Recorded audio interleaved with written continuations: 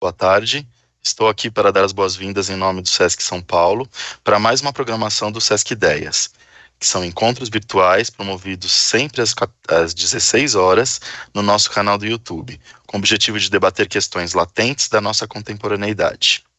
É com grande satisfação que apresento esse encontro. Eu sou Jair de Souza Moreira Júnior, cirurgião dentista, mestre e doutor em ciências pela USP e componho a equipe do Centro de Pesquisa e Formação do Sesc São Paulo.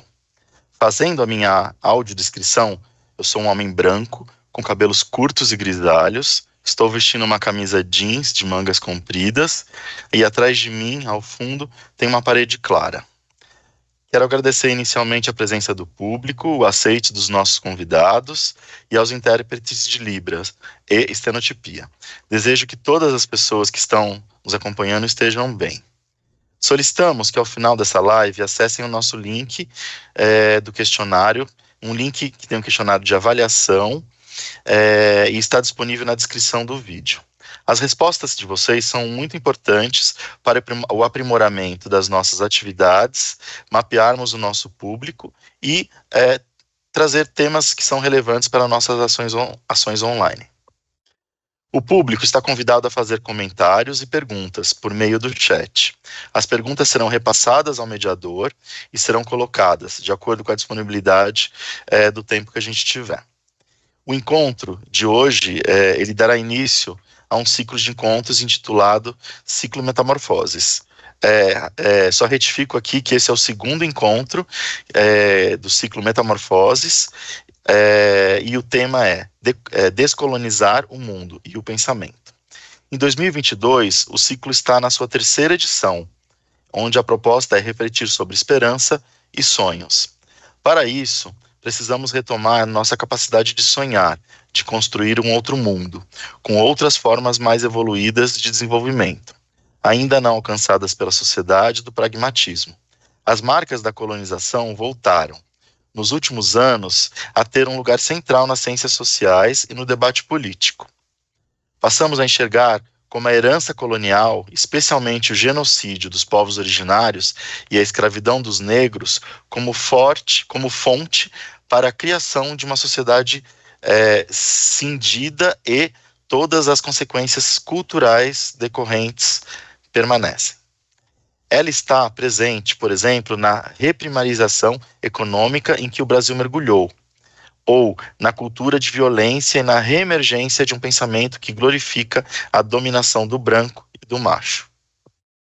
O objetivo de hoje é debater estratégias para superar este legado, partindo da observação do dramaturgo Oduvaldo Viana Filho, olhar nos olhos de nossa tragédia, é meio caminho andado para vencê-la, vasculhando os rincões onde o colonialismo está mais entranhado.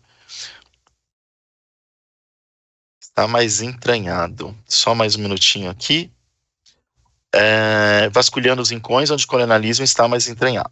Os efeitos no imaginário coletivo do controle por muito poucos, da terra, dos corpos, das instituições e as múltiplas projeções simbólicas destes fenômenos, abordando a necessidade de enfrentar, em especial, uma crença comum entre os colonizados a que são inferiores e impotentes para mudar seu suposto destino. Melhor do que eu para falar de tudo isso e para a gente poder discorrer sobre todas essas questões, hoje teremos a participação da Sueli Ronick, graduada em Filosofia e Ciências Sociais pela Universidade de Paris 7, Vicenne, graduação, mestrado e doutorado em Ciências Humanas Clínicas na Universidade de Paris 7, Diderot. Teremos para mediação desse encontro Antônio Martins, que é jornalista e editor do site Outras Palavras, fundador da edição brasileira do Le Monde Diplomatique e participou na construção de outras iniciativas de mídias livres, como Carta Maior e Ciranda, além de ser um dos curadores deste ciclo. Desejo aos participantes e ao público um ótimo encontro e, para dar início a essa conversa, passo a palavra para o Antônio Martins. Antônio, deixo com você agora. Muito obrigado, Jair. Boa tarde, Sueli, boa tarde aos curadores do programa Metamorfoses e a todas e todos vocês que estão nos ouvindo. É um prazer participar desse diálogo com a Sueli. O Metamorfoses, como o Jair estava dizendo, está no seu terceiro ciclo. Ele começou durante a pandemia. Ele é uma tentativa de olhar profundamente para a nossa sociedade em pandemia, agora praticamente no pós-pandemia, esperamos que sim, partindo da ideia de que o pós-pandemia não pode ser simplesmente a volta ao velho normal. O velho normal é o que nos trouxe aqui, naquilo que talvez a gente possa chamar de fundo do poço. O velho normal é um antropoceno que está tornando a sociedade e o planeta cada vez mais suscetível às pandemias, na medida que destrói os ambientes naturais e provoca um choque entre espécies de maneira atabalhoada e abrupta. Mas o velho normal é o que nos trouxe também, enquanto brasileiros, a uma recolonização, a volta do colonialismo. E como o Jair dizia, eu tenho a impressão que há dois aspectos centrais. Um é o empobrecimento da sociedade brasileira, é o aumento das desigualdades, é a volta de relações sociais que a gente julgava ultrapassadas, é a volta da ideia do país como uma grande fazenda ou uma grande mina, é a volta de fenômenos políticos como a pressão dos patrões sobre os empregados na hora de decidir o voto, esses fenômenos de assédio eleitoral ou de bullying eleitoral que pareciam esquecidos da nossa história e que voltaram. Mas, em paralelo a esse processo, ao processo em que o Brasil, de alguma maneira, tentou sair do seu destino colonizado e acabou voltando, pelo menos temporariamente, esperamos que temporariamente, a ele, nós vivemos um processo também de recolonização psíquica, de volta do colonialismo psíquico. Eu sugeriria, só para provocação aqui da Sueli, que a gente vive num transe que dura mais ou menos, ele é muito anterior, mas ele dura mais ou menos uns 20 anos. A gente poderia estabelecer um marco dele em 2013, mas eu ousaria voltar para 2000, porque 2000 foi o ano do 5º centenário da chegada dos colonizadores, foi o ano em que se tentou organizar uma grande festa celebratória, e foi o ano em que inúmeros movimentos brasileiros, os movimentos indígenas, os movimentos negros em geral, os movimentos feministas com uma grande presença, os movimentos das dissidências de gênero e de sexo, botaram água no chope dessa festa e lançaram e sinalizaram a emergência de uma tentativa de descolonização. Nós vimos como, nos últimos anos, esse processo se chocou com a reemergência das ideias de um único padrão, única forma de ser, único sujeito aceito, como isso gerou violência, e nós estamos agora numa situação de tempos abertos novamente. O que será o futuro político e psíquico do Brasil? De que maneira nós poderemos enfrentar essa recolonização política e essa recolonização econômica, mas a volta daquilo que a Sueli chama de modo antropofalo hétero ego holocêntrico de estar no mundo. Eu tenho a impressão que é muito importante nós ouvirmos a Sueli, porque ela está concluindo nesse momento um ensaio em que ela trata justamente dessas duas questões. E ela trata em especial da necessidade de nós articularmos a superação, digamos assim, macro, a superação política, econômica, social da colonização com a superação micro, na esfera psíquica, e como a desconjunção dessas duas lutas pode resultar em ações incompletas ou em ações, inclusive, desastrosas. Eu já falei muito, a gente tentou exibir aqui uma cena do filme Queimada, ela estará disponível, o link dela, mas eu queria mencioná-la, porque Queimada é um filme que foi feito pelo Dilo Pontecorvo em 1969, mas ele continua de enorme atualidade, ao denunciar tanto o colonialismo político, como, digamos assim, o colonialismo psíquico. Numa das cenas, que é muito curta, dura 1 minuto e meio, o Marlon Brando, que faz o papel de um assessor do almirantado britânico, que foi à Ilha de Queimada, é talvez uma metáfora com o Haiti, com a tragédia do Haiti. Ele foi estimular a rebelião dos negros, mas até certo ponto. Ele chega e diz para o José Dolores, outro ator, Evaristo Marques, que faz o papel de José Dolores, é o líder da rebelião haitiana, da rebelião de Queimada, esse país fictício. Ele aponta para um conjunto de negros que o estão assessorando esse líder, e ele pergunta: quem vai cuidar da saúde no seu país? Quem vai cuidar do comércio? Quem vai cuidar da economia? Esses homens. E ele diz ainda mais, ele diz: José, você tem que compreender que a civilização é um processo dominado pelo homem branco, você tem que lidar com isso. E o José Dolores olha para isso e fala: você quer chegar onde com essa sua ideia de progresso, de colonização, de civilização? Você quer chegar onde? Saia daqui. E pede que o personagem do Marlon Brando, que é o Sir William Walker, vá embora. O filme é belíssimo e essa cena é uma pena a gente não poder ver agora, mas ela acho que trata exatamente do que nós vamos discutir aqui. Já falei demais, fiquem com a Sueli, ela vai falar por 40 minutos e nós vamos ter espaço depois para dialogar com ela. Obrigado, gente.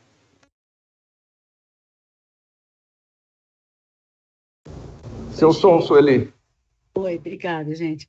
Então, primeiro eu queria agradecer muito, né, essa iniciativa desse projeto Metamorfoses, os curadores desse projeto, né, o Jair, que está aqui, o Antônio, que já entendi bem, co-curador do Metamorfose 3, não sei se você está desde o início, e não sabia que foi você que iniciou o projeto da Monde Diplomatique, que é o máximo no Brasil, maravilhoso, eu sou assinante, e os técnicos, né, que estão viabilizando de maneira muito brilhante que isso tudo funcione, que eu acho incrível, que é o tipo da coisa que eu não tenho a menor capacidade, que é o Marco Aurélio, o Rodrigo, que eu vi aqui, mas eu sei que tem uma equipe grande. Bom, eu agradeço porque nós estamos precisando mesmo de muitos espaços rituais, né, em que a gente cria teias entre nós para, com aquilo que pode cada corpo, né, o que a gente chama de ori no candomblé, aquilo que cada corpo herdou, tanto geneticamente como culturalmente, né, que cada corpo pode nessa teia para a gente criar, né, para ir criando outros mundos em função, não é outros mundos assim, nas nuvens, né, acho legal isso, não é ideológico, é em função do que a vida está nos pedindo, né, e o que a vida está nos pedindo não traz imagens e modos de ser, mas é isso que nos convoca isso que orienta nosso desejo nessa construção, né, e desconstrução, que vai ao mesmo tempo, né? A criação de outros modos de existência que, ao mesmo tempo, dissolve o modo de existência onde a vida está se sentindo sufocada, e é por isso que, nesses momentos, ela nos convoca, essa nossa responsabilidade ética, né? O que eu estou falando aqui é uma dimensão da realidade, da nossa experiência como sujeitos humanos, né? Que é distinta da dimensão que a gente está habituada, né?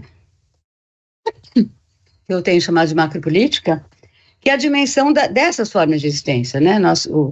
Um sistema como o capitalismo, mas isso vale para qualquer outro, não, o sistema colonial, racial, patriarcal, capitalista, ele não é uma abstração, uma ideologia, não sei o quê, né?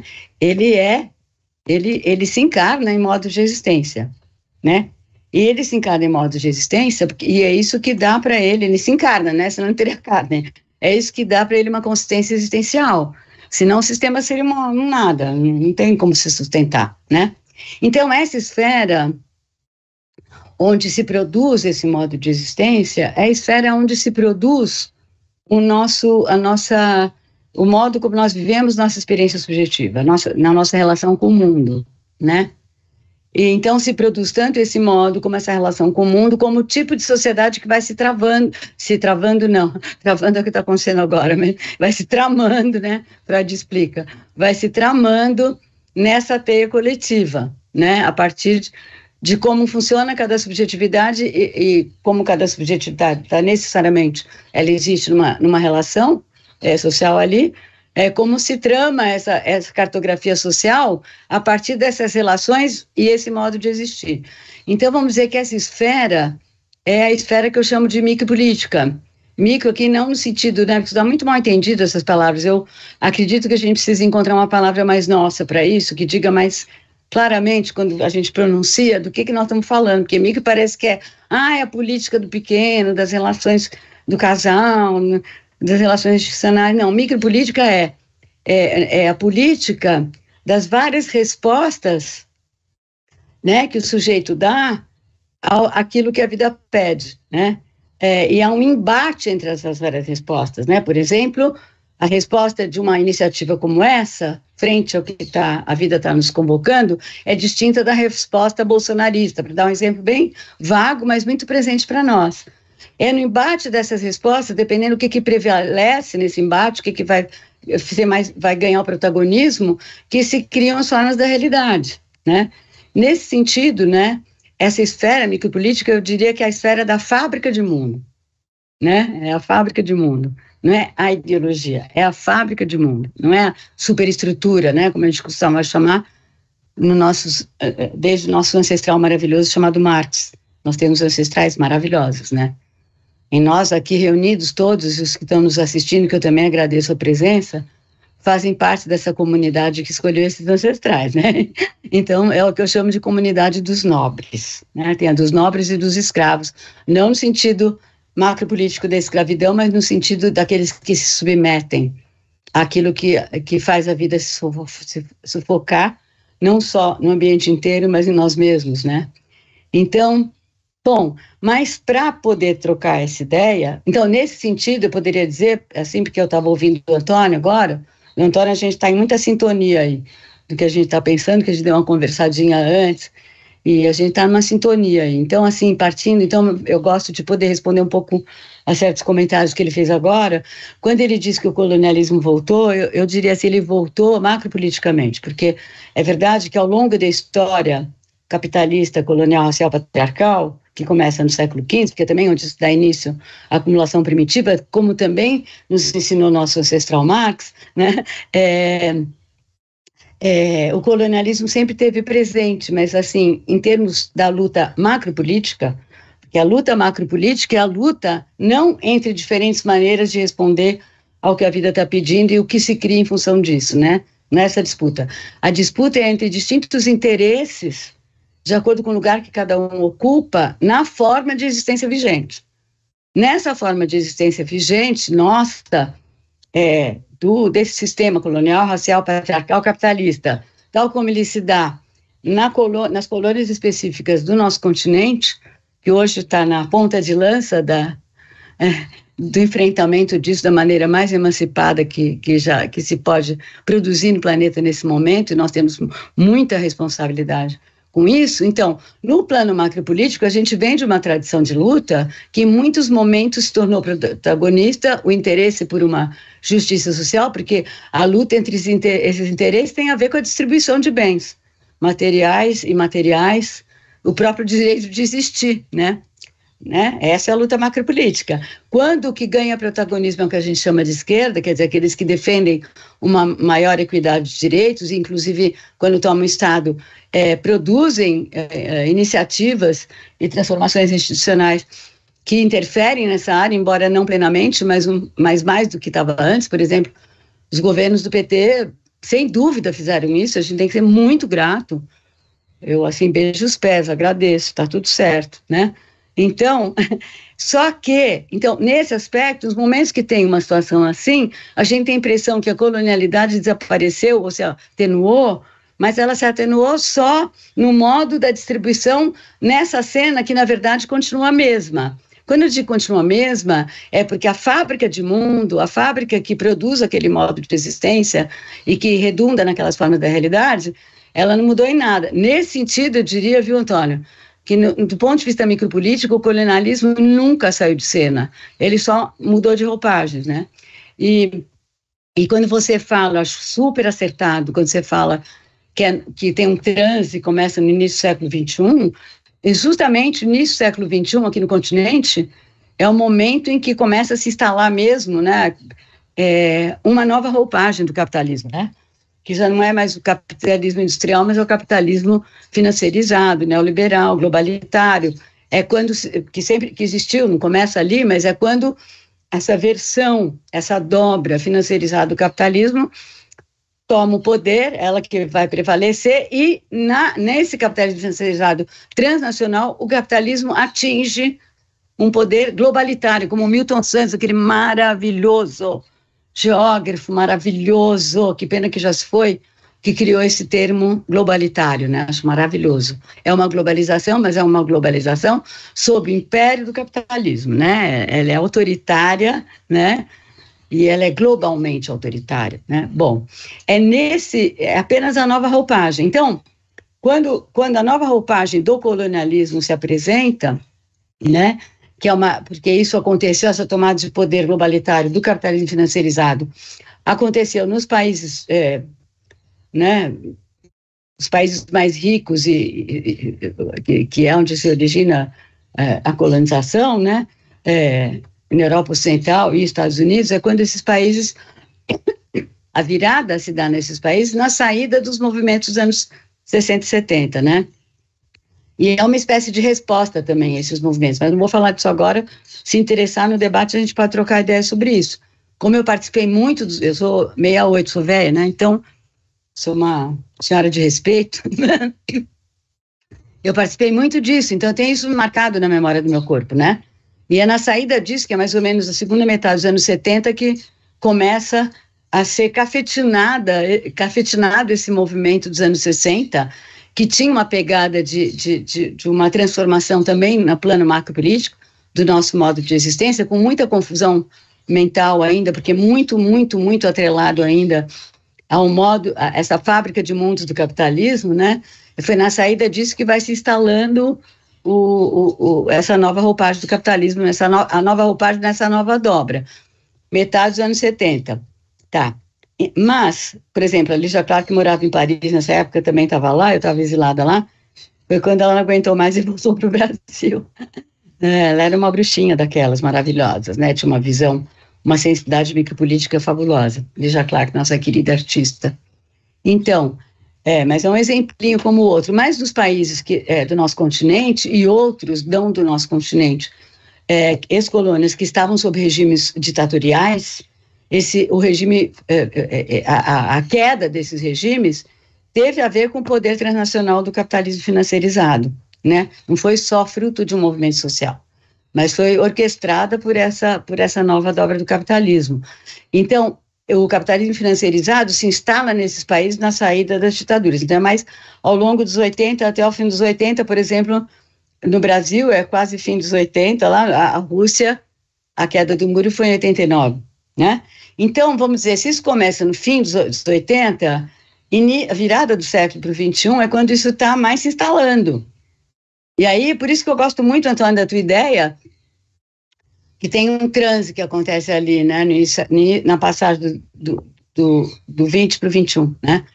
E esse transe, né, eu sei que você, quando a gente estava falando, você me falou do transe de 2013, né, que foi um transe, e aí até agora você falou, eu achei que tem toda a razão, não começa ali, começa na passagem do século, porque, aliás, o livro do Rodrigo Nunes é maravilhoso, né? Maravilhoso! Todo mundo tem que ler, do Transe à Vertigem, todo mundo tem que ler, maravilhoso. Bom, uma das melhores coisas que se escreveu. Aliás, o Rodrigo está aí circulando pelo planeta inteiro, né, porque é muita força o que ele conseguiu elaborar, né? Mas, enfim, nessa passagem, quando acontece essa passagem, que eu vivi isso na Europa, na França, né? Eu fiquei exilado 10 anos. Depois vivi de novo isso aqui. Nessa passagem demora para cair a ficha. E demora uma década e meia. Então, normal que pós-ditadura aqui é em 2013, que é, sei lá, uma década e meia, né? Mais ou menos, quase duas, que explode, né? Eclode aquele movimento, que o Antônio chamou de transe, e acho que o Antônio também está inspirado na leitura do livro do Rodrigo, né? Não sei se é, mas eu achei incrível essas imagens do Transe e Vertigem, né? Porque ele pega os dois filmes, o Terra em Transe do Glauber, a Democracia em Vertigem, da Petra, e fala, olha como se respondeu a essa violência do capitalismo naquele momento, do Glauber, que é que ano, o Terra em Transe? Nem lembro, mas é anos 60, né? Depois é pós-golpe de 64. E olha como a Petra está elaborando nesse filme, não é Petra, mas como a sociedade brasileira que aparece no filme da Petra está, e que é uma vertigem, é diferente de uma transe. Mas isso a gente pode falar depois, acho que o Rodrigo pode falar disso melhor, que ele trabalha muito isso no livro dele, né? Então é aí que cai a ficha. Então, 2013 não foi apenas um movimento, né? Muita gente idealiza 2013. 2013 se apresentou micropoliticamente os dois tipos de força, quer dizer, não são só dois, porque as forças, elas operam em diferentes graus, mas dizendo, no extremo mais de uma resposta ao que a vida está pedindo naquele momento, que eu chamo de resposta ativa, ou micropolítica ativa. O outro extremo, que é a resposta onde você desconsidera o que a vida está pedindo, projeta sobre isso, aí sim a gente já pode até falar ideologia, umas imagens, e você se move em função dessas imagens que estão totalmente fora do que está acontecendo, e que têm ideias completamente inadequadas a respeito da causa do que está acontecendo, né? Que é a resposta reativa, ou micropolítica reativa. Então, a semente disso que a gente está vendo lindamente, que é o que nos impede de cair em melancolia, que está acontecendo com os movimentos sociais, principalmente, né, os que o Antônio citou, né, movimento negro, impressionante a força da presença na vida pública que isso adquiriu, movimento indígena, feminismo, novo feminismo, e os movimentos que eu gostei, de dissidência de sexo, dissidência de gênero, eu diria até dissidência da própria noção de gênero, né? Porque não é que está se tratando de multiplicar os gêneros para combater o binarismo. Homem, mulher, não, tem gay, tem, né, né, o LGBT, gay, mas são novas entidades. Ao contrário, é uma mudança de perspectiva onde você não é mais escravo daquilo que é imposto a você como modo de existência, se você nasceu com sexo biológico de mulher ou de homem, mas é poder criar seu modo de existir, de amar e da sexualidade a partir do que a vida está pedindo naquele corpo como efeito de suas interações com o ecossistema, não só ambiental, mas social, mental, etc., tecnológico, né? Então, a força disso, né, tá ali presente já, ao mesmo tempo está muito presente o que a gente chama de bolsonarismo, né? Que, na verdade, é uma nova versão de uma subjetividade fascista, que a gente tem que tomar cuidado, como todos nós estamos, todos que lidam com isso falam isso, né? Peraí, chama de fascista, mas peraí, não é a mesma coisa. E por que não é a mesma coisa? O que é igual é o modo como se produz a experiência subjetiva. Isso, é disso que eu vou falar aí nesses minutos, né? Mas o que diferencia, em cada vez que isso reaparece, é o modo como isso se materializa, porque diz respeito àquele contexto, por exemplo. Você não vai comparar o que é um discurso fake news, né? Totalmente desligado do que a vida está pedindo, que é o que permite ver a causa do que está acontecendo e que projeta um relato completamente mirabolante sobre aquilo e convoca as massas e produz identificação.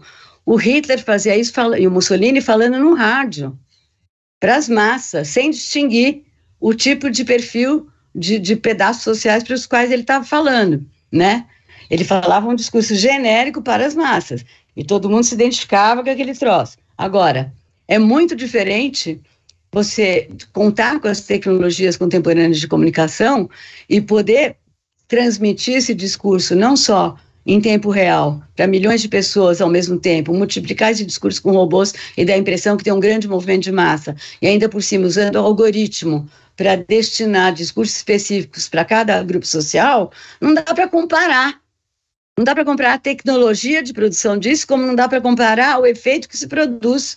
E esse trabalho cabe a nós decifrar, inclusive para responder nessa mesma dimensão aí da realidade, né? Enfim, então ali já estava estavam todas essas forças em jogo, né? Bom, então o que eu quero compartilhar com vocês é como funciona essa fábrica de mundos, né? No sistema colonial, racial, patriarcal, capitalista. E eu chamo o modo como funciona de regime de inconsciência. Eu digo que, a fábrica de mundo varia o que ela produz como forma de realidade individual e coletiva de acordo com o que está na gestão dessa fábrica.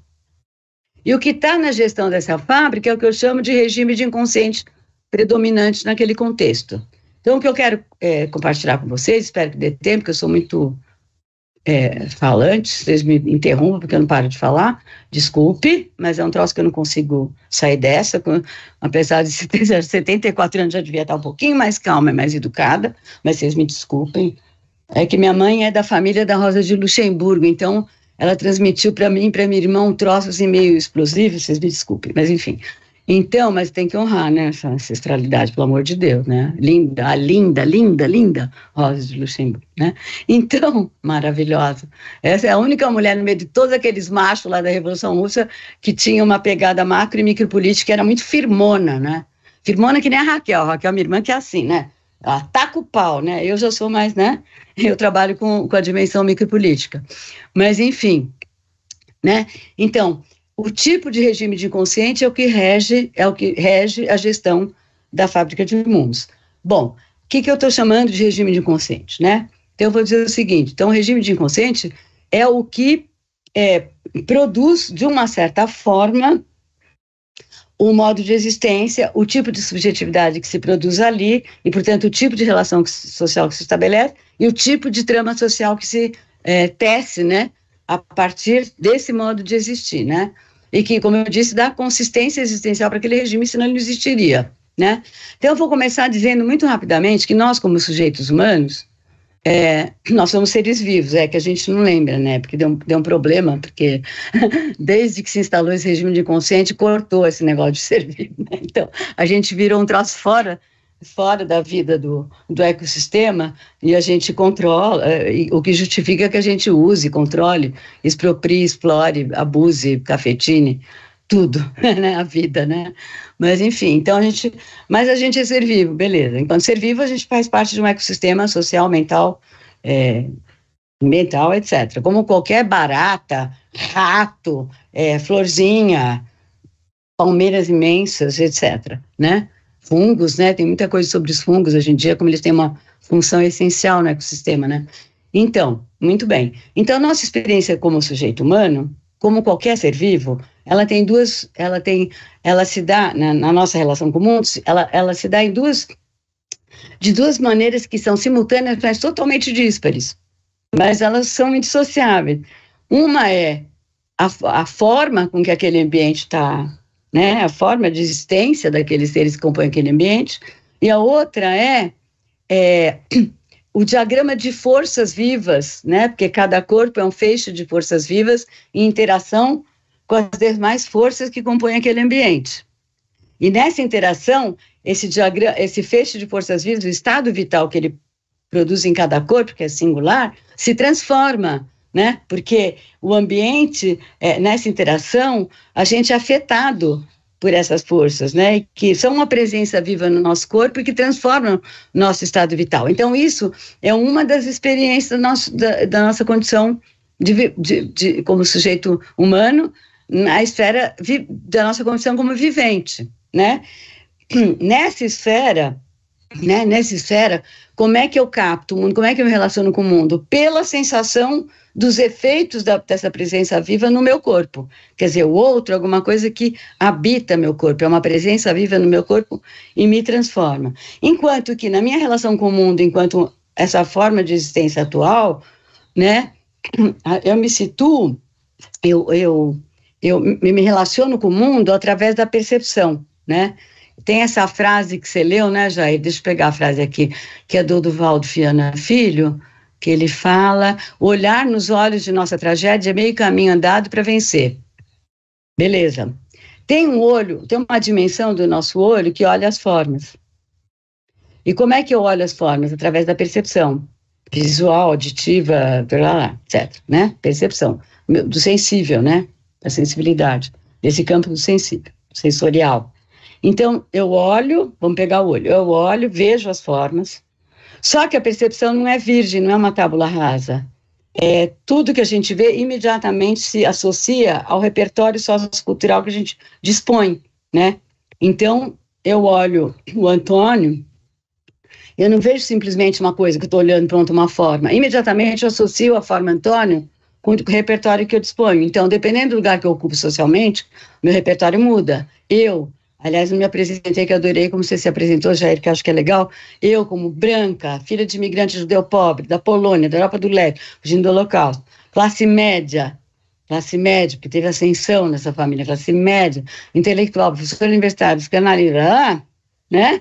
Tá? No meu repertório, eu olho para o Antônio e falo: cabelo branco, pô, será? Deve estar próximo da minha idade. Olha ali, homem, gênero, masculino, né? Aí fala: pô, o cara é um puta de um jornalista. Nossa, jornalista de esquerda, mas não é só esquerda, o cara tem uma pegada micropolítica. Nossa, o cara que ajudou a fundar um monte de diplomacia. Bom, com isso tudo eu situo o Antônio, me situo frente a ele nesse repertório que a gente compartilha, que a gente pode se comunicar. Isso é muito fundamental para a minha existência social, para existir socialmente, né?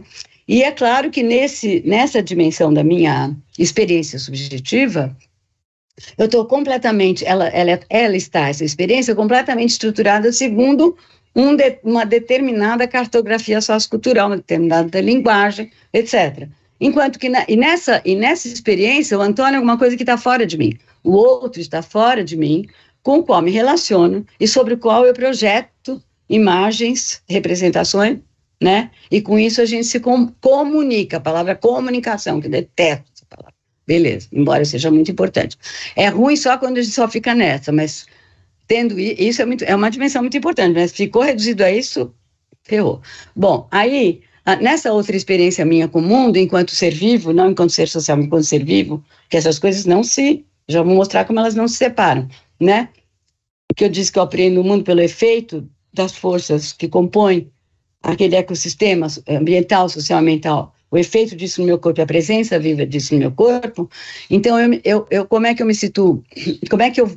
Como é que eu apreendo isso? Através desses efeitos.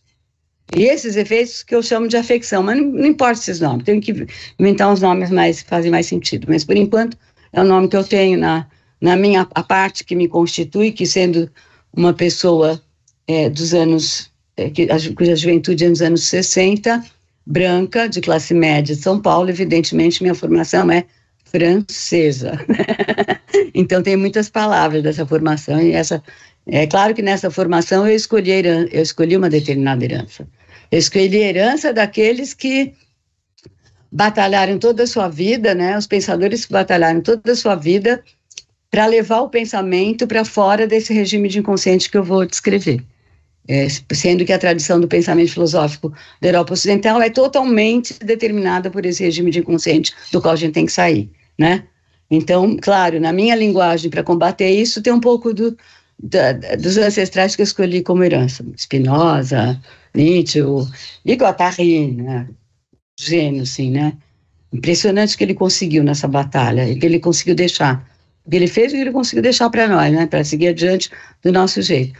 Então, nessa outra dimensão, eu apreendo o mundo através desses efeitos do meu corpo, só que essas sensações dos efeitos do mundo no corpo, a sensação corporal, está lá. Por exemplo, se eu pego o bolsonarismo, né, ou tudo que a gente viveu aqui nesse mês, antes primeiro turno, entre e segundo turno, né, eu posso ter 1000 elementos no meu repertório sociocultural, teórico e tal, para projetar sobre o que estava acontecendo. Ao mesmo tempo, todos vocês, todo mundo, não tem uma pessoa que converse, claro, na comunidade dos nobres, estou falando da nossa comunidade, que eu converso que não diga: nossa, agora que eu me toquei a que ponto eu estava completamente tenso, completamente exausto, tudo parecia impossível.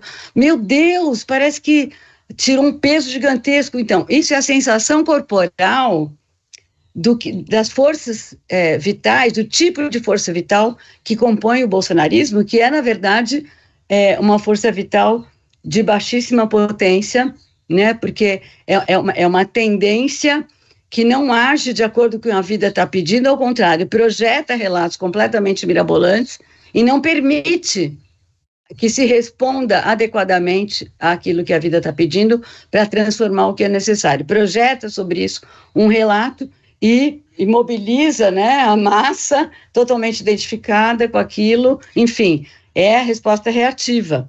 Isso produz no nosso corpo uma sensação corporal super real, aliás, o real propriamente dito, eu diria que é isso, mas que não tem imagem, não tem palavra, não tem gesto, não tem nada, mas a gente sente, mas sente passivamente, tá?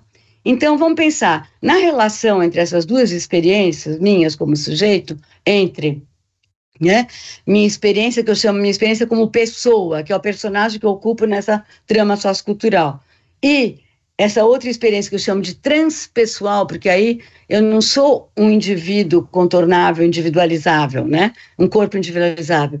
Eu sou um tipo de feixe de energia vital, meu ori, como se diz no candomblé, em interação constante com as demais forças que compõem o ambiente, que transformam essa minha força o tempo inteiro. Então, não dá para individualizar corpos nessa outra esfera, né? Bom, entre essas duas experiências, o que acontece? Eu falei que elas são indissociáveis, são totalmente distintas.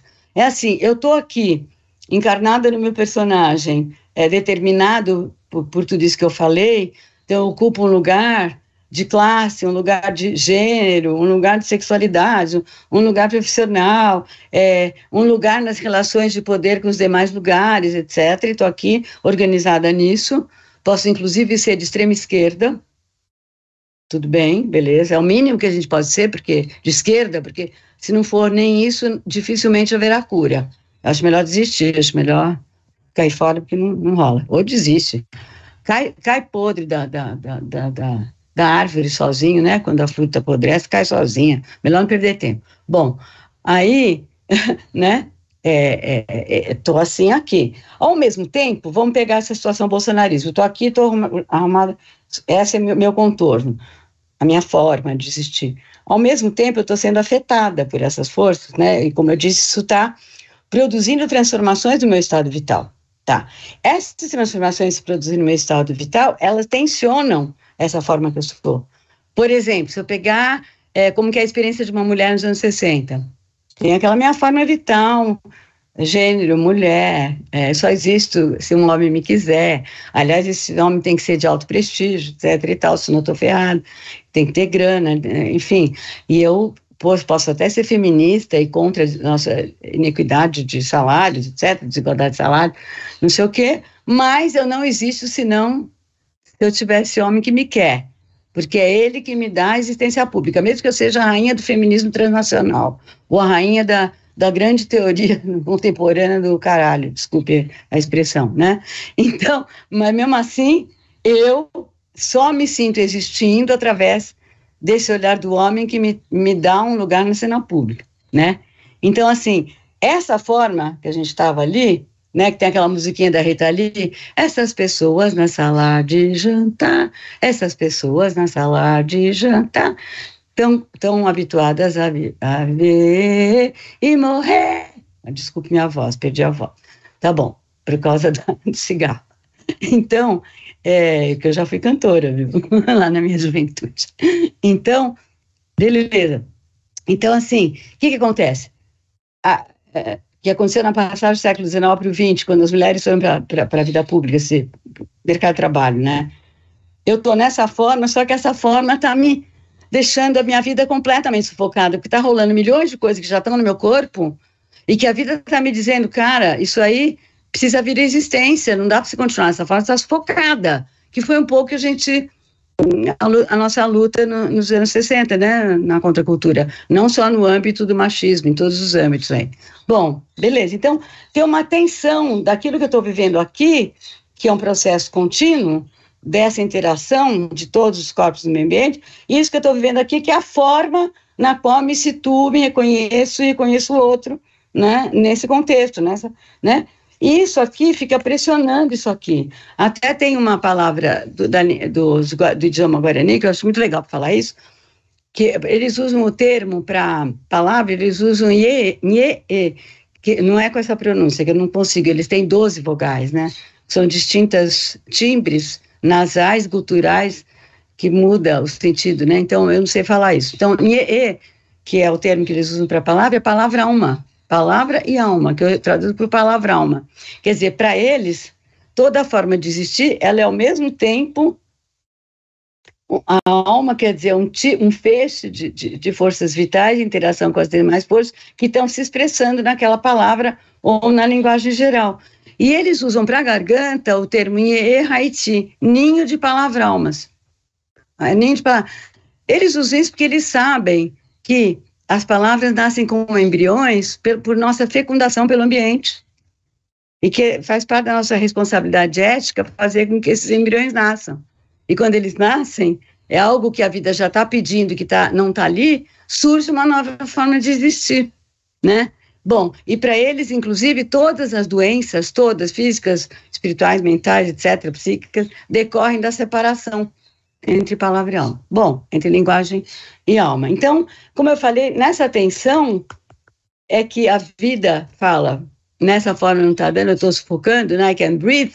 Então, o desejo tem que sair à luta, ele é convocado a agir de forma a se conectar aqui ou ali e para poder se criar uma outra forma de existir na qual a vida pode retomar oxigênio, o ritmo e seu fluxo, né? Bom, então, nessa situação, o que a gente sente como sujeito? A gente se sente mal, se sente desconfortável, se sente desestabilizado, as coisas não fazem mais sentido, você não consegue dar conta do que está acontecendo, tá, beleza, né?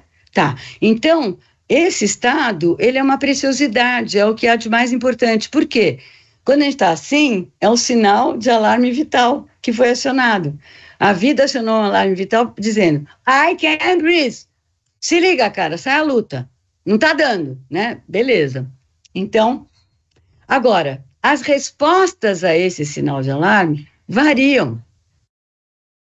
Se eu tiver, agora vou ser mais simplificadora, mas vamos dizer, se eu tiver na ponta extrema de uma resposta ativa, micropolítica ativa, que é o que tende a ser nossa comunidade de nobres, que é imensa no mundo e na América Latina está se expandindo de uma maneira maravilhosa, né? Bom, como que eu vou responder? Eu não vou me assustar com esse estado de desconforto e com essa desestabilização, com esse mal-estar, porque eu sei que a vida, ela não é uma forma absoluta, ela é um processo contínuo de mudança dessas formas em função do que a vida precisa a cada momento para poder continuar em movimento, né? Manter o ritmo nesse movimento, no fluxo dela, né? Então eu não me assusto, eu me instalo nesse lugar, nessa tensão entre essas minhas duas experiências, vejo aonde que aí meu espírito se liga, né? Meu espírito, né? O que pensa em mim se liga com esses efeitos do meu corpo, né? E a partir daí o espírito vai tentar encontrar imagens verbais, visuais, etc., para dar conta do que está em gestação, que tipo de embrião de futuro está habitando minha garganta, como efeito do ambiente, né? E aí o desejo vai ser orientado pelo espírito dessa forma, que decifra isso, para poder criar o que tem que ser criado, o que vai criar um novo cenário e, ao mesmo tempo, dissolver o cenário anterior, que vai junto, vai construir um novo cenário e, nesse mesmo movimento, está se desconstruindo o cenário anterior. Isso seria a resposta ativa, a micropolítica ativa. Qual é a micropolítica reativa? Claro que ninguém é só ativo ou reativo, e isso varia. 10 minutos falta? Ai, que bom, vai dar para terminar. Gente, eu pensei que eu tinha falado mais. Ai, que bom, vai dar para terminar. Ah, obrigada, Antônio. Eu pedi, né, para me avisarem que eu perco a noção do tempo cronológico. Mas é por causa do meu ori. Meu ori é desse tipo, ele fica planando em outro lugar, desculpa. Não tem nada de bonitinho nisso, atrapalha muitos outros, então de bonitinho não tem nada. Bom, mas enfim, voltando. Qual é a resposta reativa? Se eu estou nessas duas, vamos dizer, um bolsominho é um exemplo de resposta reativa. Se eu estou nessa forma, ao mesmo tempo, a gente está completamente destabilizado, né, com esse troço que já rolou aqui, e está aí pressionando para se criar outra coisa, porque dali não está dando, está sufocando. Mas se eu estou só ligada à minha face como pessoa, é isso que eu sou, e ainda por cima, eu acho que esse é o único mundo que existe, e essa é a minha essência, eu sou assim, a minha identidade, né? E estou completamente desconectada da minha face transpessoal. Bom, meu desejo, o sinal de alarme tocou, eu estou lá, o desejo vai ter que agir, porque eu vou ter que reencontrar um mínimo de conforto. Mas como é que o desejo vai responder? Primeiro, como é que o nosso espírito responde e como é que ele orienta o desejo? Nosso espírito, se ele está desconectado dessa sensação do efeito do ambiente no meu corpo, ele não tem como decifrar a causa do que está acontecendo e ver que imagens pode trazer para isso, para que esses futuros embrionários possam nascer, ganhem um contorno, uma existência.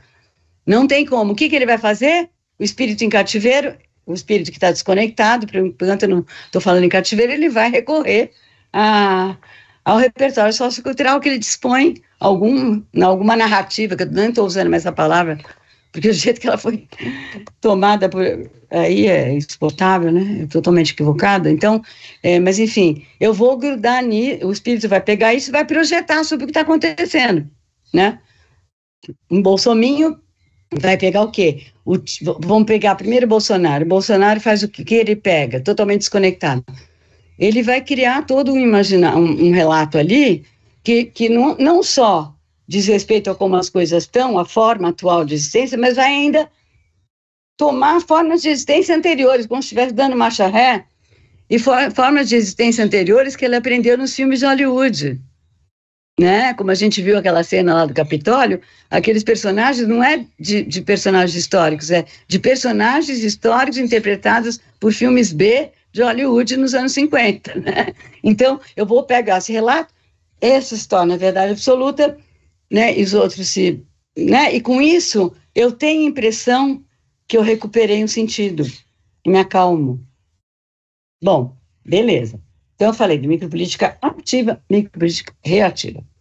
Os regimes de inconsciente em diferentes tipos de sociedade variam, como ele é a gestão da fábrica do mundo, varia que princípio rege essa gestão.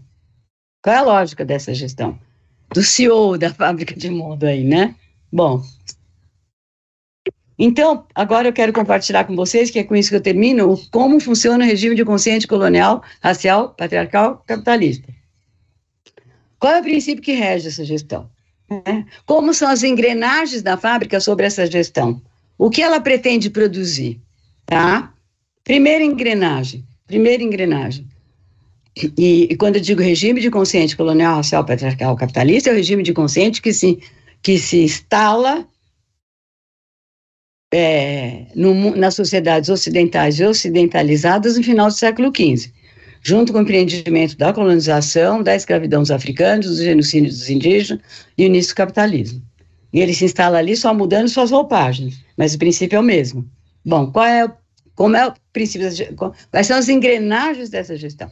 Primeira engrenagem é ter separado o espírito desse acesso à sensação do efeito do ambiente do nosso corpo, né, que eu chamei de afecção. Separou. Ou seja, separou daquilo que está acontecendo na vida, o que a vida está pedindo para sair dessa, né, na nossa potência vital, no nosso estado vital. Separou. Junto com isso, nós sujeitos nos separamos da nossa experiência transpessoal. É isso que cria também pode dar lugar para a ideia de antropocentrismo, e que estaríamos fora da natureza, né? Enfim, do ecossistema, né? Então, me separei do transpessoal, me reduzo a minha experiência como pessoa e ao repertório que eu disponho ali, que é o que me estrutura. Essa é a primeira engrenagem. Segunda engrenagem. Bom, e aí, claro, como eu falei, o espírito só pode interpretar e decifrar o que está se passando projetando coisas que já tem naquele repertório. Tá. Agora, não é que isso está acontecendo um pouco com o espírito, porque em qualquer cultura espíritos podem se desligar Tanto que os Guarani falam, quando desliga a doença.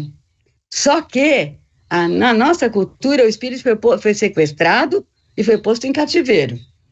E é isso que predomina na tradição do pensamento ocidental e é o que se faz na universidade em geral, né? Que é bem grave, por isso que eu estou na universidade há 43 anos, que tem que ocupar, tem um trabalhinho para fazer lá, né? Quando o nosso Ori está nessa, se não tiver, vai fazer outra coisa. Bom, aí, tudo bem, separou o espírito, minha subjetividade se reduz à minha experiência como pessoa naquela cartografia, naquela trama social. Tá. Segunda engrenagem é o tipo de repertório que o espírito vai projetar, próprio repertório que se funda nesse momento histórico lá do Ocidente, né? Esse repertório, ele é uma coisa que todos nós sabemos, eu vou trazer isso para pôr dentro desse esquema que eu estou montando aqui. Ele se define como? Ele se caracteriza por o quê? Primeiro, é um repertório que acredita, que é baseado numa ideia inadequada porque não tem a ver com a experiência real, a ideia inadequada de que a humanidade, a espécie humana, ela segue linearmente um processo de desenvolvimento que se chama civilizatório, por isso a palavra civilização eu não suporto, e quando eu estava vendo o mar alumbrando no Queimada, que eu vi o trechinho que o Antônio ia projetar, que eu achei maravilhoso, muito, muito significativo, o mar alumbrando fala assim, para a liderança do movimento lá, né, e que a gente, como ele disse, pode levar isso para a Revolução Haitiana. Ele fala, beleza, mas como que vocês vão, quando eles ganham, né, a batalha e vão tomar o poder, mas como que vocês vão gerir esse poder se é o branco na nossa cultura que é civilizado? Vocês não sabem nada disso aí, não aprende fácil, né? Bom, o que é isso? Nessa suposta linha universal, que vale para qualquer grupo de espécie humana, em qualquer momento, qualquer contexto de desenvolvimento, que chega na forma máxima da maior perfeição humana, a forma cultural, que chama civilização, né? É o quê? Quem que está no topo? Quem que está nesse grande topo? O branco europeu, macho das elites, antropofalo, ego, logocêntrico, enfim, todos os xingamentos aí, a lista é grande, tá? E aí todos os demais grupos humanos, eles são avaliados e colocados seu valor em função da sua maior semelhança com isso que eles chamam de topo, né? Os brancos europeus colonizadores, né, que hoje estaria nesse lugar o branco macho do capitalismo internacional, financeiro, né, internacional. Bom, esse é o grande modelo. Bom, tudo bem. Então, junto com isso, o que foi criado naquele momento, final do século XV? A noção de raça aplicada à espécie humana, que não existia antes. Vai junto, porque para eu poder falar um delírio desse, tão tóxico, dessa linearidade de uma só linha de desenvolvimento que chega no topo de um topo que é aquela que somos nós, beleza? Aqui, ó, imbrochável, beleza, né? Então, com a noção de raça aplicada à espécie humana, se determina que em termos culturais são distintas as raças, e o que legitima que, evidentemente, o índio e o africano estão tão abaixo nessa hierarquia racial, 2 minutos, beleza, eu estou encerrando, estão tão abaixo nessa hierarquia racial que, poxa, eu estou fazendo um bem danado, é que nem o Marlon Brando fala para o negro ali, para o líder, ele fala assim, você não sabe de civilização, é só o branco sabe, então deixa eu te ensinar. Então estou fazendo um bem, mas um bem, bom, beleza, tá, essa coisa da hierarquia racial não se aplica só à cor da pele, para a qual ela nasceu para se aplicar, justificando a escravidão dos negros, né? Ela se aplica a gênero, se aplica à classe social, inclusive. Inclusive, essa é uma dimensão importante a agregar à tradição marxista e que, de certa forma, em alguns momentos está na própria obra do Marx, que o Deleuze e o Guattari conseguiram caçar lá onde está. Bom, então, eu vou encerrando aqui, né? Então, o que acontece, né? O que o espírito vai projetar sobre aquilo que ele não tem como decifrar, porque está em cativeiro, separado do ecossistema, e separado, a subjetividade separada da sensação do efeito do ecossistema no meu corpo, ele vai interpretar, vai projetar isso. Olha que coisa mais tóxica e perversa, tá? Beleza. Com isso, o que acontece? quando toca o alarme vital, né? Quando a vida toca o alarme, e que eu estou assim, e que vai acontecer tudo isso que eu acabei de descrever, o que acontece, né? Que o espírito vai usar essas coisas para projetar, etc. Sabe o que acontece? A vida, o movimento, porque a vida, na sua potência ativa, ela se define como potência de transfiguração dos modos de existência em que ela está encarnada, plasmada toda vez que esses modos de existência a sufocam. Esta potência da vida vai ser cafetinada, porque nisso que eu descrevi, quando eu estou tomada, né, por essa pressão, e que eu vou projetar essas coisas, o que eu vou dar, o que meu desejo vai dar como resposta para o que está me acontecendo, vai ser alguma ação que me permita voltar a ser a ser reconhecida nessa hierarquia, até ter uma ascensão nessa hierarquia, porque eu acho que o que está me ameaçando não é que a vida está sufocada, é que meu ego se fudeu. Então, ou por culpa minha ou por culpa do outro, né? E vem toda a angústia, que é própria do ego, tudo aquilo que a gente conhece muito bem.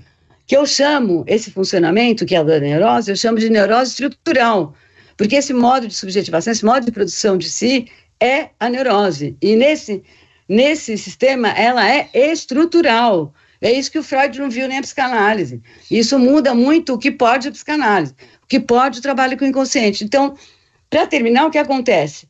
Nessa pegada, o que acontece? Essa potência vital de produção de formas, ela é desviada do seu destino ético, seria deixar nascer os futuros em gestação, se produzir formas para o futuro que está em gestação. Em vez disso, o que vai se produzir é formas que permitam a acumulação de capital, não só econômico e político, mas capital narcísico, capital egóico, porque eu estou sempre sob a ameaça de cair na hierarquia. Então, é na base desse modo de produção da subjetividade, tá? É isso que sustenta a possibilidade da expropriação da vida para produzir capital, não só da vida humana, como a gente sabe. A questão climática, hoje eu mesmo vi um vídeo aí, acho que da Change.org, um lugar ali, não sei onde que está submergindo lá nas águas, que tende a desaparecer, o primeiro lugar que vai desaparecer, é um país que está desaparecendo. Enfim, então é isso. Para encerrar, então isso que é o sistema colonial, racial, patriarcal, capitalista, do ponto de vista micropolítico, do ponto de vista da fábrica que produz, do ponto de vista do regime de inconsciente que está operando a gestão dessa fábrica, tá? E que ela opera numa pegada exclusivamente reativa. Tudo que eu descrevi são respostas reativas àquilo que nos acontece. Então, se a gente não... nossos movimentos de luta contra essa porcaria toda, ao longo da história, e no século XX nós temos várias experiências fabulosas que nos alimentam, e que é a esquerda lutando contra o que se produz como forma de existência nessa fábrica de mundo, e que essa fábrica de mundo é o que justifica a violência dessa cafetinagem da vida, para desviar ela do seu destino ético, para produzir acumulação de capital, inclusive narcísico, né? É a violência do sistema nessa esfera micropolítica, mas é ela que sustenta a violência da inequidade na esfera macropolítica, né? Uma coisa não iria sem a outra. Então, na nossa tradição de luta, a gente sempre ficou, por sermos seres estruturados na neurose estrutural, todos nós, sem exceção, a nossa luta se reduziu a essa esfera macropolítica. A gente está desconectado da esfera da nossa experiência transpessoal, e de tudo isso a gente não tem como lidar com isso, então a gente colocou toda a energia para conseguir, na esfera macropolítica, uma melhor distribuição de acessos a direitos de toda espécie, materiais e imateriais, etc. Né? No entanto, essa outra dimensão ficou a ver navios, né? Quando é que essa outra dimensão começa a se apresentar como fundamental? Se não, o que acontece? Não adianta ficar choramingando que depois de 2017 vem o stalinismo não sei quando. Não adianta choramingar. O que Lula não levou em conta essas questões. Papai não fez. Em vez de ficar falando papai não fez, faz, cara. Papai fez o que pôde. Como não tinha dimensão micropolítica, rolou uma merda. Então, em vez de ficar chorando...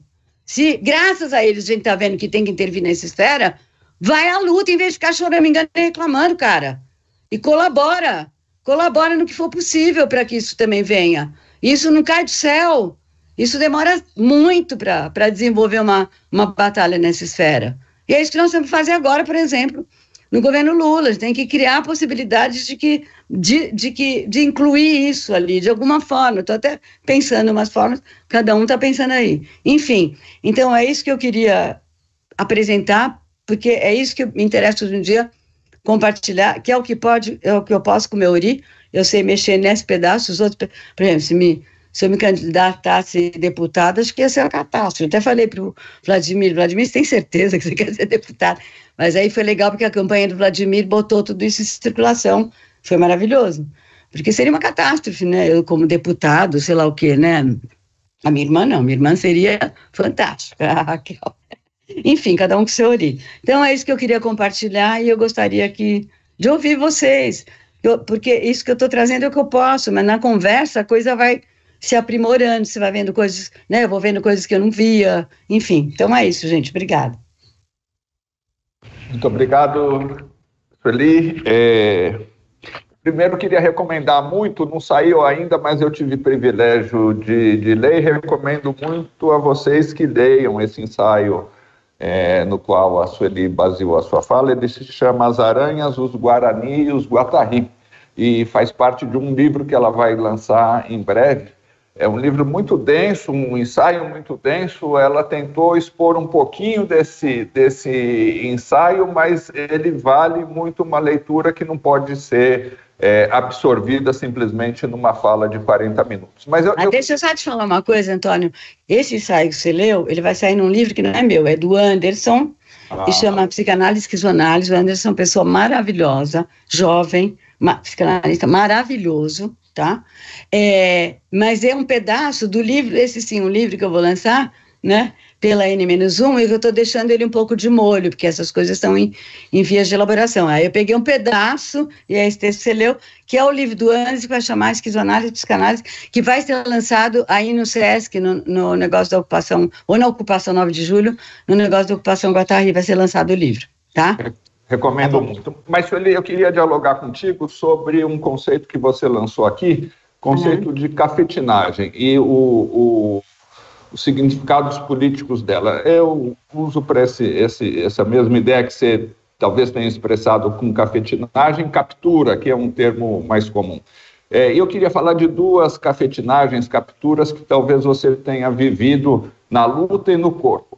Uma é a de 1968, que vai ser cafetinada pelo neoliberalismo. Em 1968, o mundo tinha passado por 3 décadas, as chamados 30 anos gloriosos, ou estava a caminho dos 30 anos gloriosos do pós-guerra. Havia uma igualdade que nunca houve antes em condições do capitalismo, mas havia uma juventude que estava revoltada contra aquela máquina do mundo, para usar uma expressão, contra aquela engrenagem que parecia imutável, que produzia sempre as mesmas coisas, a mesma homogeneidade, os mesmos produtos e as mesmas pessoas. O neoliberalismo, alguns anos depois, fala: pois bem, vocês querem bagunça? Vocês vão ver o que é bagunça. E desorganiza a fábrica, desorganiza a produção, desorganiza o mundo do trabalho e cria uma situação em que, num certo sentido, a desigualdade é maior, a exploração é maior, a dificuldade de criar resistências e alternativas é maior. E isso eu queria falar também sobre 2013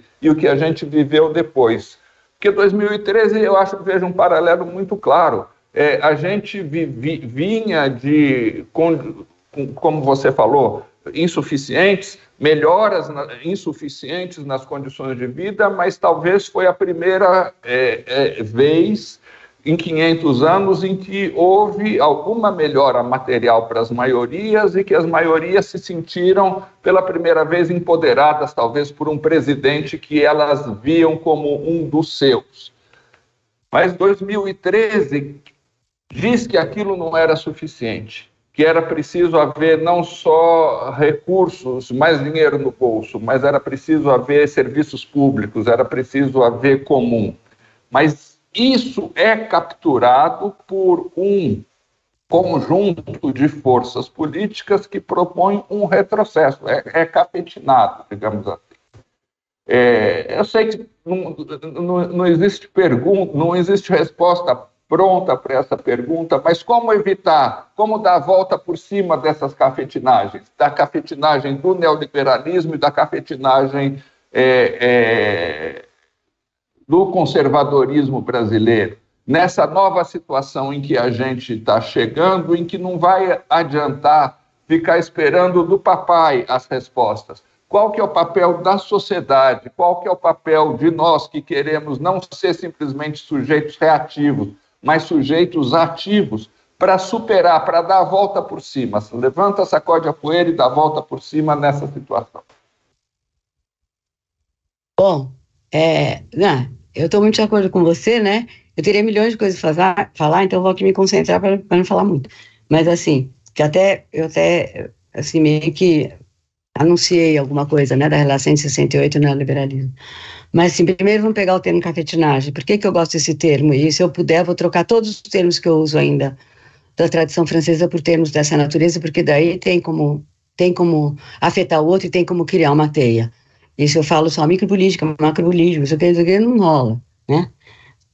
Por exemplo, o Richard, que é uma pessoa também maravilhosa do movimento negro, falou que eu era uma branca que estava no descarrego colonial, que para mim foi o maior elogio que eu recebi desde que eu nasci.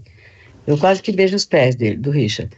Mas aí me veio a ideia, que não estou no carrego colonial, aí me veio a ideia de descarrego colonial. Eu acho que muito mais interessante do que micropolítica, como palavra. Descarrego colonial. Aí está falando como que sai dessa captura, né? Como que a gente opera o descarrego colonial racial, patriarcal, capitalista, né? E a palavra cafetinagem eu gosto muito, porque para nós brasileiros isso para o resto da América Latina não serve, nem para inglês também não serve falar pimp, nem muito para francês, é mais para brasileiro funciona, porque o termo cafetinagem para nós não se refere só à origem dele, que é o macho lá que explora a vida sexual da prostituta, da trabalhadora do sexo. Mas por que ele é tão forte para mim? Por que ele é tão... Por que é uma palavra alma? Quer dizer, que tem a alma de uma experiência que está falada que está pulsando nessa palavra cafetinagem, né? Porque a relação da trabalhadora do sexo com o cafetão é assim: o cafetão se apresenta como dono de si, dono do ambiente, dono das coisas, com poder absoluto. Que é essa ideia de um espírito sequestrado, né, que não sabe que a vida é um processo contínuo de transfiguração e que não existe essa forma absoluta, né? Essa forma vai se fragilizando e vai se criando outras. Então ele se apresenta como essa coisa, digamos, naquela linha lá civilizatória, ele é o bambambam, né? E é ele que vai, então ela vindo desse tipo de regime de consciência, ela atribui a ele a salvação. Ele que garante lá a existência dela, beleza. Só que, o que se coloca nessa dinâmica, né? Em nome disso, ele cafetina a vida que está na existência sexual dela para acumular capital, não só econômico e de poder, mas um capital narcísico. Ele é o bambambam, dono das todas as xoxotas do pedaço, ele que administra, né? De toda a sexualidade ali, né?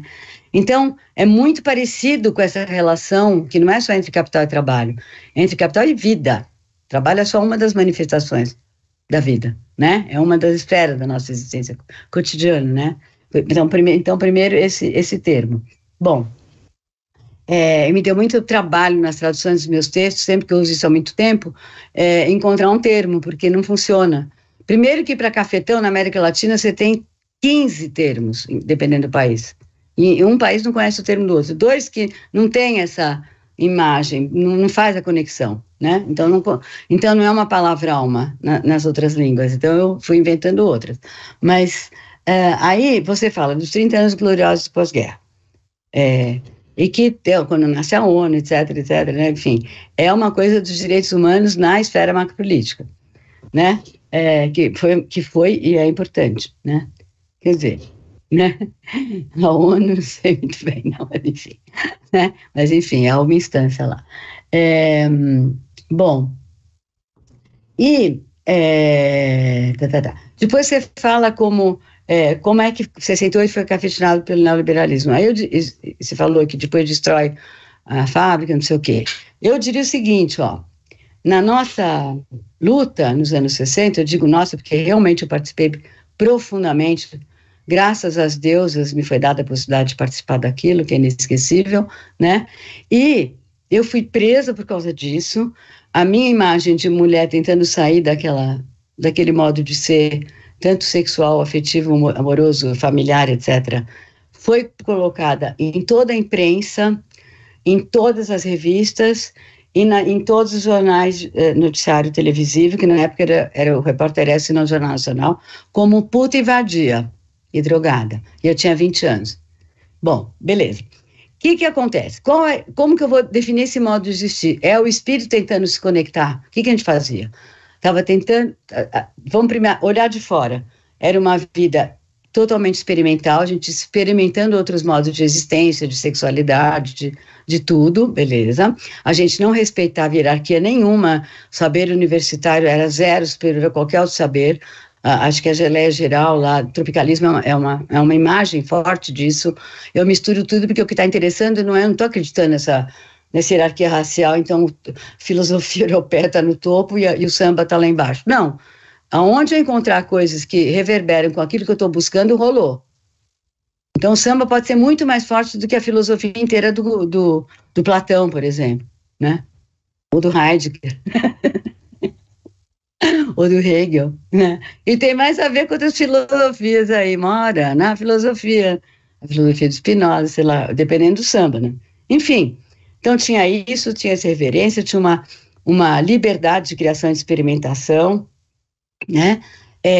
Bom, e que tinha um começo de experiência de não se reduzir a minha experiência como pessoa e não ficar naquele modo de existir, de várias maneiras. Bom, o que na virada disso, que correspondeu à virada mais do poder internacional do capitalismo industrial para o capitalismo financeiro, né? Como é que o regime de consciência que eu descrevi se adapta à nova situação? Para o capitalismo financeiro, que a vida do capitalismo financeiro, o modo de existência que o capitalismo financeiro precisa é muito distinto do modo de existência do capitalismo industrial. No capitalismo industrial, eu preciso que o operário seja operário, eu preciso que ele viva segundo a função dele naquela cartografia social, que essa eu suponho que haja uma identidade, que a essência de mim é o que eu sou, né, etc., e cada um no seu lugar, né, e que isso aqui dá o sentido de cada um naquela cartografia cultural. O que a contracultura trouxe? Não, né, eu sou esse processo constante de transfiguração nessa teia toda que se arma entre os diferentes viventes, que é isso que eu chamo de comum, é essa esfera que eu chamo do comum. Bom, o que o capitalismo financeiro precisa? Ele precisa de uma subjetividade, igualzinho que eu acabei de escrever, que irreverente, mas que está no processo de transformação de si, de mudança de lugar, de mudança de profissão, etc., né? Porque é isso que produz capital, um capitalismo financeirizado, que é diferente de eu ligadinha ali na minha função na fábrica. Então, o desterritorialismo, né, é muito parecido com a contracultura. Se eu for pegar todos os elementos, é igual, mas eu não quero me estender. Olhando de fora. Agora, olhando do ponto de vista micropolítico, qual foi a manobra perversa nessa passagem, né? A gente, quando fazia isso lá, é bom falar gente, porque eu estou contando do que eu vivi, não do que eu li, que eu não sei se é fake news que eu leio. É o que eu vivi, nisso eu confio. O que minha vida sentiu naquilo. E qual é a memória que eu tenho disso a partir do que eu senti, como que a vida ficou ali, né? Para mim, bom, e para os meus amigos, né? O que muda? É que nós fazíamos o nosso processo de experimentação, de criação de outros jeitos de existir, de amar, etc., de comer, inclusive, né? Vinha, né? Zero processado, toda aquela história que começou ali, eu fui macrobiótica, assim, sem cruzes, por 2 anos, assim, sem cruzes, assim, uma coisa neurose obsessiva absoluta. Mas, enfim, vinha do quê? Vinha da gente estar conseguindo reconectar o espírito com a sensação desses efeitos do ambiente. E é isso que nos guiava a falar. Então, não vai ser desse jeito, vai ser desse outro, porque com isso o que está em gestação consegue ganhar uma forma e eu fico melhor aqui, me sinto melhor, a vida respira, né? Então era dessa tentativa de começar a reconectar com isso, né? E nisso a gente se alimentava muito da cultura que não era cultura universitária, exatamente porque ali a gente encontrava já uma tradição de conexão, né? Entre os negros e etc., né? Principalmente aí no caso do que... Ou culturas indígenas, naquela época a gente ia muito para viver com culturas indígenas, ou viver lá no Oriente com outro tipo de cultura. Eu vivi entre os berberes, vivi mesmo entre os berberes, no Marrocos, enfim, fazia parte de encontrar ambientes onde a gente conseguia fazer essa reconexão, de se guiar a partir do que a vida está pedindo. Como que é isso na subjetividade neoliberal? Subjetividade, ela deixa de ser cristalizada e passa a ser flexível? A cristalizada da identidade do capitalismo industrial passa a ser flexível, mas o que move nessa flexibilidade, nessa transformação?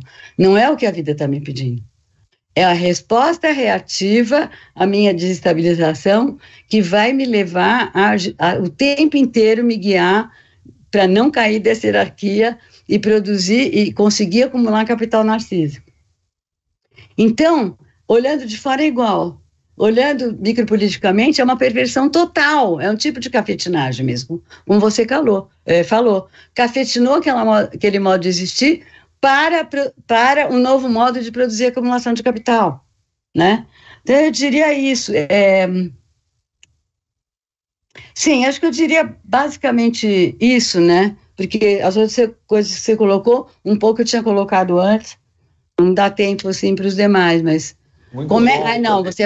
mas você faz uma pergunta fundamental, desculpe. Tá, mas como é que a gente sai dessa? Como é que eu saio do gozo do meu desejo? Deixa eu só te sugerir uma coisa. Eu tenho a impressão que a nossa programação é um pouquinho rigorosa no horário. Tá. Então, é isso mesmo, Jair, ou a gente pode continuar um pouquinho mais?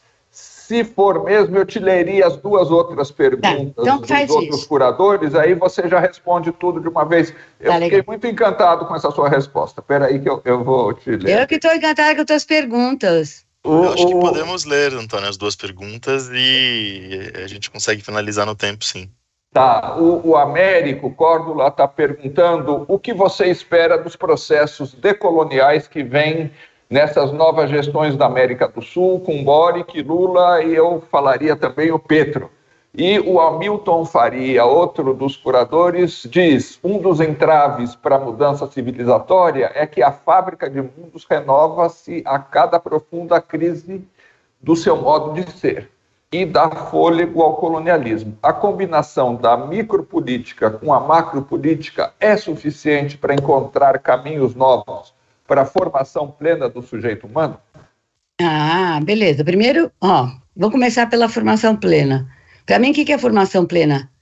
Tô fora dessa ideia de civilização. Tô fora. Começa por aí. Para mim, o que é formação plena? É eu tentar buscar ficar o mais plenamente que eu posso a cada momento à altura do que a vida está me pedindo. Isso é o pleno da potência humana enquanto ser vivo entre os demais seres vivos que compõem o ecossistema ambiental, social, mental, né? Eu gritei, tô fora, porque é tão forte o poder que isso tem sobre nós como uma coisa ótima, maravilhosa, um grande privilégio. Não que não haja privilégios materiais é a base dessa distribuição de privilégios, mas enquanto um modo de existência de uma miséria total. O que é isso? Imagine eu gozar, meu próprio desejo goza por se entregar à cafetinagem. Isso é privilégio? Essa bosta de vida que a gente leva é privilégio? Estou falando agora da branquinha aqui de classe média, que mora em Genópolis, no Bretanha, tá? É isso, né? Bom, então, eu sou muito bem-vinda essas perguntas sobre a América Latina, e até anunciei lá, por cima, quando eu estava falando que a gente está na ponta de lança desse processo emancipatório, descolonizador, porque, assim, eu tive no Chile, né, intensamente, assim, embora tenha sido só uma semana, foi bem intenso, deu para sentir, né? Tive na Colômbia também, mas na Colômbia eu tive que voltar muito rápido, por um problema da minha família, e não pude ver tudo isso, mas eu vou voltar para lá. Então, o que está acontecendo, né? Os movimentos negro, indígena, feminista, LGBTQI+, tu viu uma trans falando, para de usar esse LGBTQI+, porque parece que fala com a gente, oi, tudo bem, você é LGBTQI+? Acho que ela tem toda a razão, acho melhor chamar como você falou mesmo, dissidência sexual e dissidência da própria noção de gênero, esses movimentos, beleza. Porque senão parece que está multiplicando gênero, pelo amor de Deus. A questão é a gente submeter a uma suposta ideia completamente tóxica de que existe um modo superior de ser, diferentes modos de ser que são essências humanas. Não, justamente a gente está saindo dessa ideia de essência e retomando algo que existia em muitas culturas antes do século XV, que é esse processo contínuo de transfiguração da realidade que emerge de uma teia de todos os vivos, né, nessa construção. Bom, onde cada um colabora com a especificidade do seu ori, sua língua e suas capacidades próprias desse ori, né? Bom, tá. Então, esses movimentos, eles, o que os define é que eles levaram isso que vinha na contracultura, que era mais uma coisa de branco, volta, mas por uma atualização das ancestralidades dessas culturas, e que eu posso até incluir nisso também a ancestralidade da mulher, que tinha essa capacidade que tinha por função zelar por essa dimensão micropolítica em certas culturas, por exemplo, na Península Ibérica, tanto na cultura muçulmana como cristã pré-Império Romano, cujo instrumento principal de engrenagem principal daquele sistema daquele regime de consciente foi a fundação da Igreja Católica Romana, né? Antes disso, as mulheres tinham essa função e foi isso que as levou à fogueira. Só que o que foi para a fogueira não foi só o corpo delas, o que foi para a fogueira é esse modo de existir, é esta conexão do espírito com aquilo que a vida pede. Isso que foi para a fogueira, na fundação desse sistema. Então, esses movimentos têm trazido para a cena pública fortemente, a partir de sua ancestralidade, mas atualizada no presente, porque o que está sendo trazido são as formas de viver anteriores, mas são a perspectiva desde a qual se produz formas do presente, de que lugar, que é dessa conexão do espírito com o que a vida está pedindo. O Walter Benjamin fala, né, nossa relação com o passado não consiste em buscar as formas do passado para trazer presente, consiste em buscar nos escombros dessas ruínas o germe de futuro, o embrião de futuro cuja germinação foi interrompida para fazer ele nascer no presente, na criação de outras formas, né? Então isso tem nesses movimentos.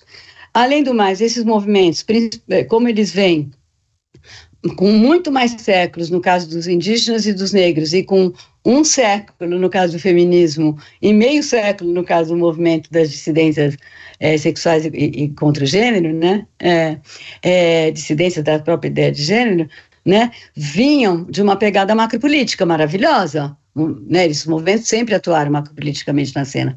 O que acontece de 10 anos para cá, 20, dependendo do lugar, é que eles agregaram essa dimensão micropolítica porque lograram se sentir autorizados e sair da cabeça baixa e sacar que o modo deles de ser, o que eles trazem no ori deles e o que eles trazem dessa tradição, não é inferior nessa esparrela de linha civilizatória, pelo contrário, se a gente quiser saber, do ponto de vista micropolítico, é bem superior. Então eles agregaram e eles estão com toda essa tradição de luta, experiência de luta acumulada que eles têm, como uma Sueli Carneiro, né, por exemplo, pegar um exemplo, né, que eu amo, a minha xará, que tem a minha idade, né, eles pegaram toda essa tradição e agregaram essa dimensão. Então, se você pega o Chile, os levantes que aconteceram no Chile, muito liderados pelos Mapuche e pelas feministas, principalmente nesse caso, no caso da Colômbia, mais pelos negros do Pacífico colombiano, né, do qual emerge a Francia Marques como liderança e como vice-presidente. Esses movimentos se empoderaram a tal ponto, e acho que para isso foi muito importante, no caso do Brasil, as cotas, né? Aí a gente depois pode falar das cotas, mas acho que não vai dar tempo. Porque o fato de terem podido aceder à universidade permitiu a eles adaptar a língua para que esses branquinhos entendessem, para que seja ouvido e produza efeitos, claro, não naqueles corpos já completamente blindados ao transpessoal, né, que só se relacionam com ali, se for de direita, desprezando, se for de esquerda, não, meu amor, você é lindo, eu vou te ajudar, né? Beleza, eu vou criar aqui maiores condições, o que é fundamental, como eu disse, mas não basta, né? Então, eles vêm já com uma capacidade de articulação, que estava na segunda pergunta, entre micro e macro política, fabulosa. Nós estamos gatinhando nisso aqui, por N razões que a gente pode discutir, mas não vai caber nesse tempo. Mas, no Chile e na Colômbia, está muito além desse engatinhamento nosso. Isso foi tão forte, que conseguiu mobilizar metade da sociedade. Não sei se é metade, não sei de onde me veio isso agora, mas se não me engano, na coisa da votação, linha da Constituinte, lá no Chile, acho que foi metade que votou a favor. Então, quando você vai para lá, dependendo de onde você circula, é a comunidade humana inteira, as distintas comunidades, distintos bairros, funcionando por assembleias. Eles retomam a palavra assembleia de uma outra maneira, que é apenas o lugar onde se encontra para lidar com o comum, aquilo que a vida está pedindo e ver que tipo de solução se oferece, né? Então, isso já pegou um pedaço enorme da sociedade, é um negócio muito, muito, muito impressionante, que a gente não conhece aqui, não conhece. Na Colômbia também, né? E foi isso que deu a vitória a esses líderes. Agora, tem uma diferença entre um Petro, Boric. O Lula deixaria um pouco no outro lugar.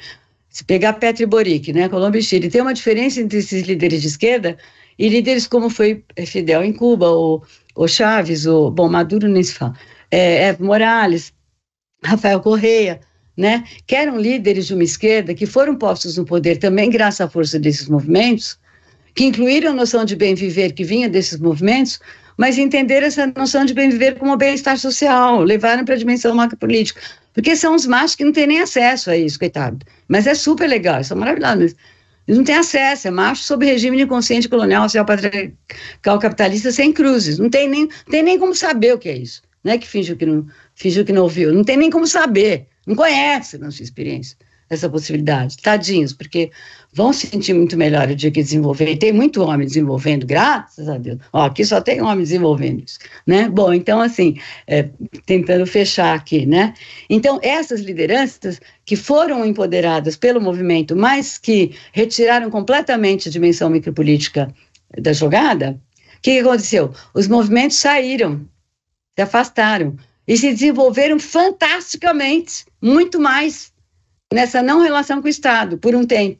Nessa não relação, quer dizer, não participando do Estado, né?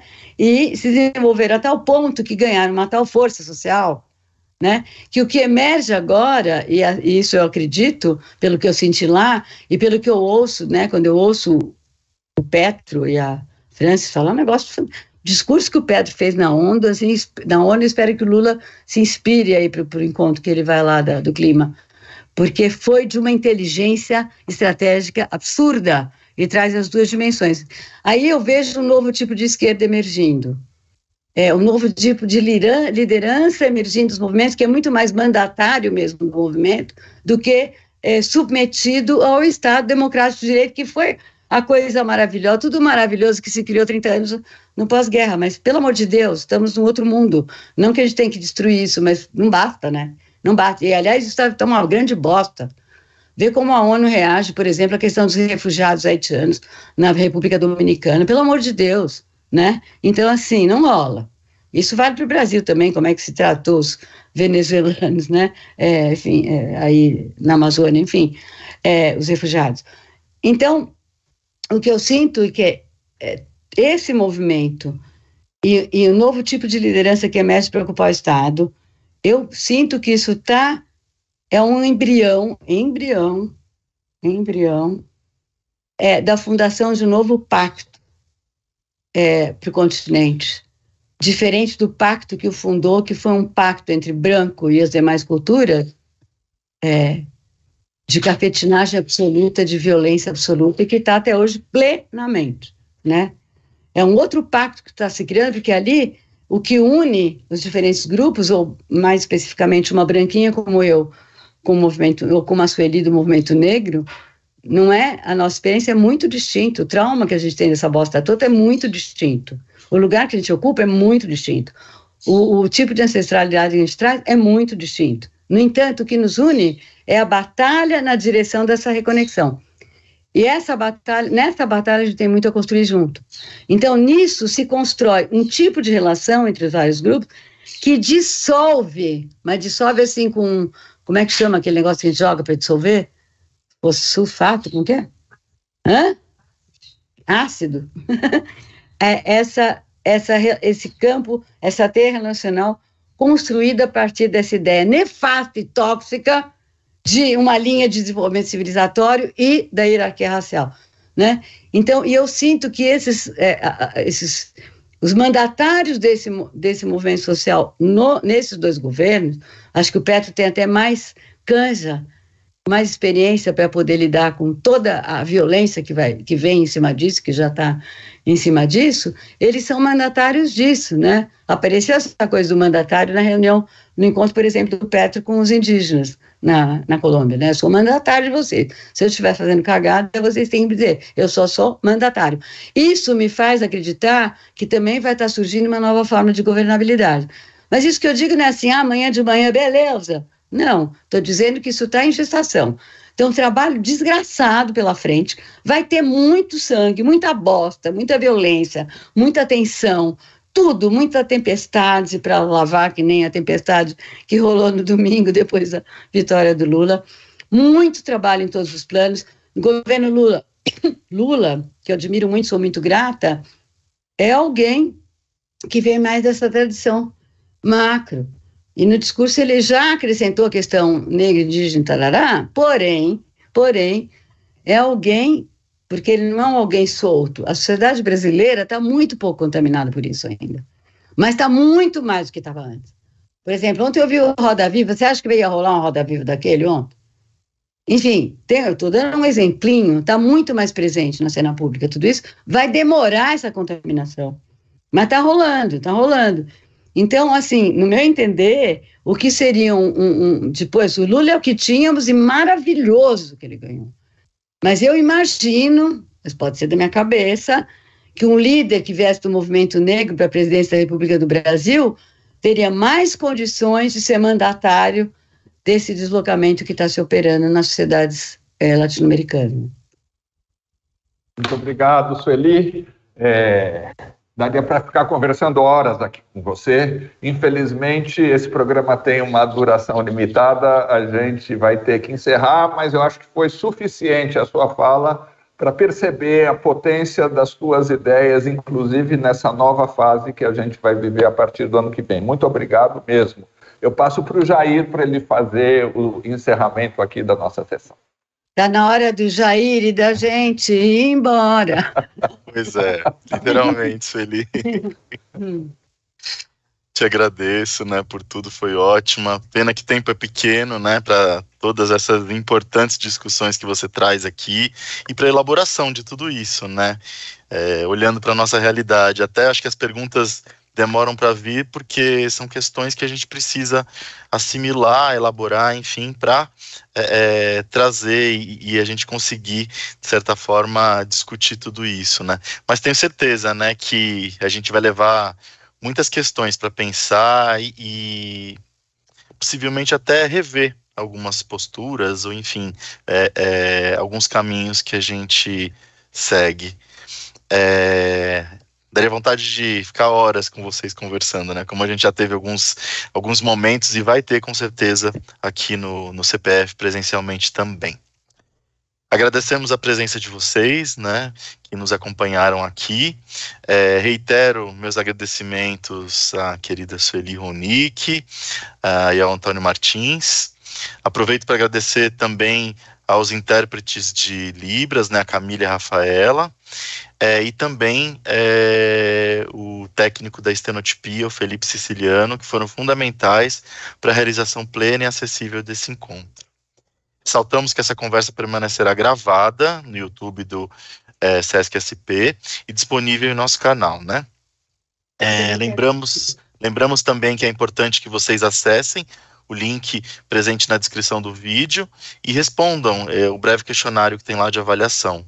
Nos ajuda bastante a fazer uma programação com qualidade e mensurar também tudo que a gente vem desenvolvendo. Desejo a vocês um bom final de tarde e até a próxima atividade do ciclo, que é a próxima atividade dentro do espaço do Sesc Ideias, que é na próxima quinta-feira, dia 10/11. Grande abraço a todos vocês. Eu queria agradecer muito e dizer para vocês que o meu espírito só se conecta com aquilo que a vida está pedindo quando eu estou na comunidade dos nobres, seja de que pedaço for, seja com que linguagem, e que é isso que quer.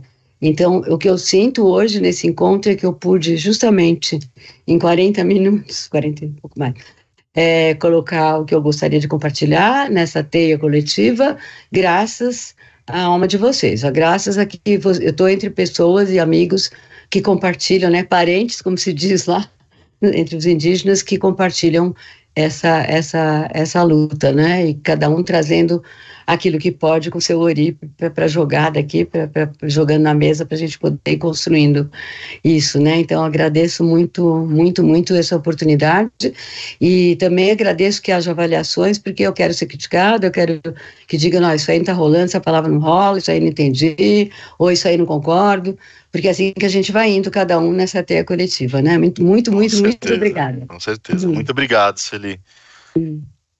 Boa tarde a todos.